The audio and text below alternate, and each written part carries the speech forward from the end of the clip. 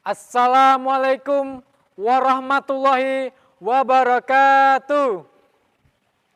Innal hamdalillah nahmadu wa nasta'inuhu wa nastaghfiruhu wa na'udzu billahi min syururi anfusina wa min sayyiati amalina may yahdihillahu fala mudhillalah wa may yudhlilhu fala hadiyalah.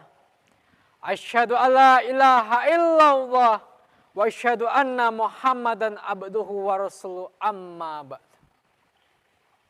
Seiring puji yang tak pernah henti hanya milik Allah yang Maha Suci. Senandung rindu yang tak pernah layu hanya milik Allah yang Maha Tahu. Segenap sanjung tertumpu hanya untuk Allah yang Maha Agung. Sholawat serta salam semoga tercurah kepada pelipur lara di kala duka, pengobat kolbu di kala rindu, penerang hati di kala disakiti, yakni Habibana wa Rasulina Muhammad sallallahu alaihi wasallam. Hadirin yang dimuliakan Allah, Dewan Juri yang saya hormati, serta sahabat studi MTA yang saya banggakan, perkenankanlah pada kesempatan kali ini saya menyampaikan sebuah ceramah yang berjudul Peran Pemuda di Zaman Milenial. Berbicara mengenai pemuda pasti identik dengan masa muda, masa hebat luar biasa, dikarenakan masa mudalah masa yang paling tepat, masa yang paling kuat untuk senantiasa taat kepada Allah sang pemilik nikmat. Hal ini seirama dengan pendapat salah seorang ulama bahwa masa muda adalah masa yang penuh dengan kekuatan setelah sebelumnya berada pada masa kelemahan. Hingga pantaslah proklamator kita Bung Karno pernah mengatakan, berikan aku 10 pemuda maka akan aku goncangkan dunia. Hadirin yang dimuliakan Allah, Dewan Juri yang saya hormati, masa muda merupakan nikmat dari Allah Subhanahu wa Ta'ala. Mata bisa melihat dengan tepat, tangan bisa mengangkat benda yang berat, kaki masih bisa berlari dengan cepat, wajah tampan atau cantik memikat. Maka gunakanlah wahai pemuda untuk senantiasa taat kepada Allah yang Maha Hebat. Hadirin yang dimuliakan Allah, Dewan Juri yang saya hormati, namun sungguh sangat menyedihkan, memalukan bahkan memilukan di zaman milenial ini.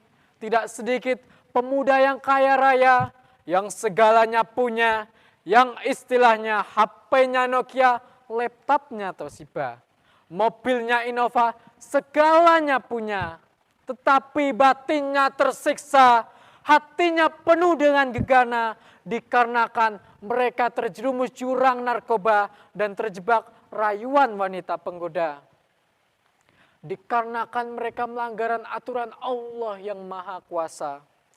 Padahal Syekh Al-Mustafa Al-Ghuyani, salah seorang pujangga Mesir, pernah mengatakan dalam syairnya, sesungguhnya di tangan kitalah, di tangan para pemudalah urusan umat ini digenggam, dan di kaki-kaki mereka lah hidup dan matinya umat ini. Hadirin yang dimuliakan Allah, pasti timbul pertanyaan dalam hati kita, bagaimana kita seorang pemuda yang menjadi harapan bangsa, juga harapan mertua dalam menghadapi dampak negatif di era globalisasi di zaman milenial ini. Supaya kita terhindar dari narkoba dan lain sebagainya. Jawabnya Imam Syahid Al-Qutub dalam kitabnya At-Tasar Hayatul Islam memberikan solusi kepada kita, yaitu dengan tarbiyatul fardiyah. Kita sebagai pemuda harus senantiasa semangat belajar ilmu pengetahuan, sebagaimana Rasulullah Shallallahu Alaihi Wasallam bersabda, "Tolabul ilmi fardhu ala kulli muslimin." Yang artinya menuntut ilmu itu wajib bagi seorang muslim. Hadirin yang dimuliakan Allah, marilah kita senantiasa semangat belajar ilmu pengetahuan umum disertai mendalami ilmu pengetahuan agama. Ilmu agama tanpa disertai ilmu pengetahuan umum adalah buta, dan ilmu pengetahuan umum tanpa disertai ilmu pengetahuan agama adalah sangat berbahaya. Maka dari itu, kita sebagai pemuda harus senantiasa semangat belajar ilmu pengetahuan umum disertai mendalami ilmu pengetahuan agama, agar kita menjadi pemuda yang beriman, berilmu, dan bertakwa, yang menjadikan bangsa ini berjaya, sebagaimana yang difirmankan Allah dalam Quran surat Al-Mujadilah ayat 11. A'udzubillahi minasyaitonirrajim. Yarfa'illahu alladhina amanu minkum walladhina utul ilma darajat. Yang artinya, niscaya Allah akan mengangkat derajat orang-orang yang beriman di antaramu dan orang-orang yang diberi ilmu beberapa derajat. Hadirin yang dimuliakan Allah, Dewan Juri yang saya hormati, semoga kita menjadi pemuda yang menjadi harapan bangsa dan agama, yang berilmu, beriman, dan bertakwa, disertai akhlak karimah, jauh dari narkoba, dan dekat dengan rahmat Allah yang Maha Kuasa.